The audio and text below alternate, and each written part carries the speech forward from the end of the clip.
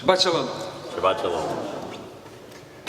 Many years ago, when I was thinking of becoming a rabbi, and I was studying at an institute in Jerusalem, and I was feeling a little bit rusty in my Hebrew and my familiarity with Judaism, as we were discussing, going in depth into all these texts day after day. But at the beginning of the year, we had a Shabbaton, a retreat outside of Jerusalem. And there was something about this retreat which really changed everything for me in that period as I was going forward. And it was just a beautiful, somehow everything came together. The students led the different parts of the service. There was great singing and it was inspiring. We had all kinds of discussions around Torah, and I remember a discussion about, well, what would Abraham's wife Sarah have said after Abraham got the command, we got to leave everything and go to a new place? What would she have said to that? But more than anything, I just felt at that moment, that experience, when you feel that somehow what you're doing is timeless. What I was doing wasn't just me, but it was part of thousands of years of Jews doing what they do, and millions of Jews over so much time. And I was in the land of the Torah, immersed in Torah. And it was like a spiritual experience of all of us being together, really for just one day, 25 hours. I remember at night looking at the stars over Jerusalem and thinking that they were shining with the spiritual light of our people. And so this morning in our Parsha, we read that God asked the Jewish people to create a space in the future, in the land that in the place He will show them, to offer their sacrifices and to do all of their festivals together.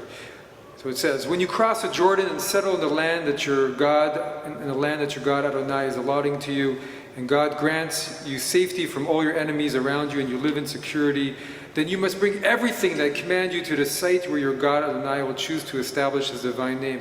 Your burnt offerings and your sacrifices, your tithes and your contributions, all the choice votive offerings that you vow to Adonai, and you shall rejoice before your God.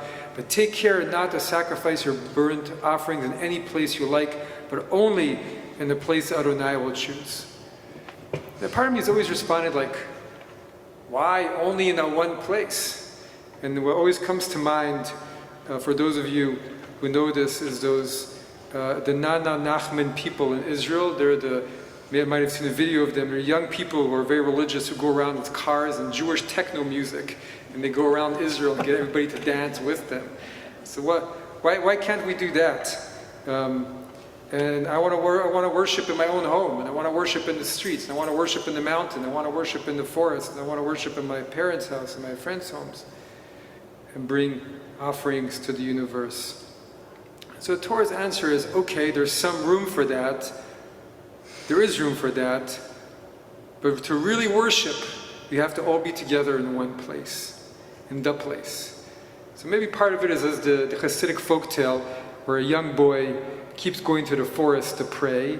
And so his father one day gently says, well, don't you know God is everywhere? And the young boy says, yes, but I'm not the same everywhere. And so there are places that inspire holy space. Traditionally, the temple, Jerusalem, Israel. And we turn that way in prayer, even though it's 6,000 miles that way across Harlem. We're still praying in that direction. But it's really more than that.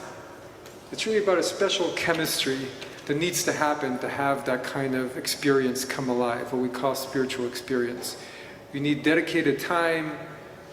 We say the mystery of holy time, Shabbat and holidays and holy company, being with other people. We need beauty, Jerusalem stone, the grappa windows. And then something can happen. You have to bring your own heart into it too. But when those things happen, then magic can happen and get a special feeling. But really the Torah goes to great length to try and create those ingredients in the lives of the ancients. That they should have those regular experiences. Why? Because it reminds them of who they are, where they come from. It gives them a sense of peace. It gives them a sense of their higher self. It recharges them to go out into the world and do what they must do, put food on their table, help the whole world around them. And so the Torah is explicit. You have to go to Jerusalem for your offerings in those days. You have to travel, and don't just spend a day, spend a week, and rejoice with your fellows. Take that time off of Zoom, off your couch, off your computer. Try and all be together. And it's not a given, but the Torah is firm that place is worth making it happen. It's easier to stay at home, but when you come, it's worth it. And the Torah is saying to all of them, are you happy you came to Jerusalem for the holiday? And they say, yes.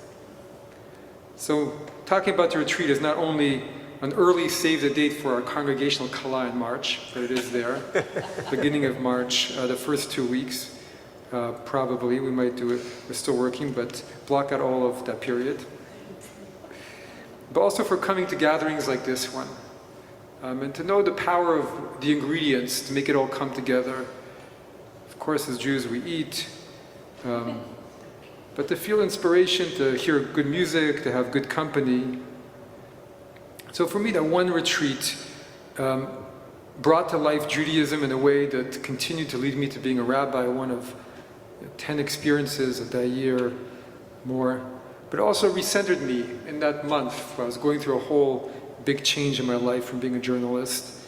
And it gave me peace. It gave me something that I needed at that moment. Created connections, made me feel closer to my religion from the inside, not from the outside, but from the inside. And that's part of what this is all about. And so may our music, may our dance, may our holy space, our holy time, our holy company continue to converge to enrich all of our lives. Shabbat Shalom. Shabbat Shalom.